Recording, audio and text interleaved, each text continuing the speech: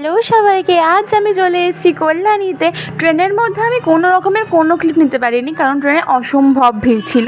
এরপর ট্রেন থেকে নেমে দেখি ছিটছিট করে বৃষ্টি পড়ছে, কিন্তু বৃষ্টি পড়লেও কী হবে, ঠাকুর তো আমাদেরকে দেখতেই হবে, তাই না?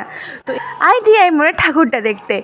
আর হ্যাঁ, এখানকার প্যান্ডেলটা খুবই সুন্দর। ঠাকুরটা যেমন সুন্দর করেছে, প্যান্ডেলটাও খুব সুন্দর করেছে। এবারে হ্যাঁ, অনেকের অনেক রকম মতামত হতেই পারে যে তুমি বলছো ITI ঠাকুরই ভালো হয়েছে, কলকাতার ঠাকুরটা আরও ভালো হয়েছে।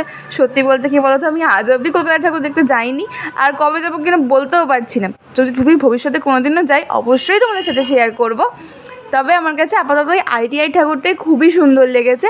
এবার ITI ঠাকুরটা দেখার পর চলে গেলাম A9 ঠাকুরটা দেখতে, কিন্তু ওখানে আজকে উদ্বোধন ছিল, তার জন্য আমরা ভেতরে ঢুকিনি, কারণ আমাদের ট্রেন ধরারও তাড়া ছিল। ওই জন্য বাইরে থেকে শুধু প্যান্ডেলটা দেখেই চলে আসলাম। আসছে বছর আবার হবে।